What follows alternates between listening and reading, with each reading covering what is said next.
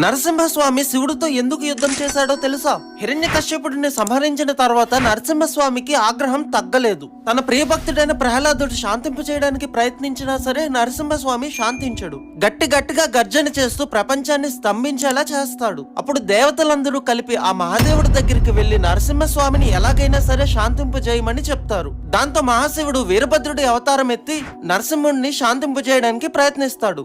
అది విఫలమవడంతో శివుడు అతి భయంకరమైన శరభావతారం ఎత్తుతాడు. శరభేశ్వరుడు సింహపు తలతో, గ్రద్ద రెక్కలతో, పదునైన గోర్లతో, పొడవాటి తోకతో ఉంటాడు.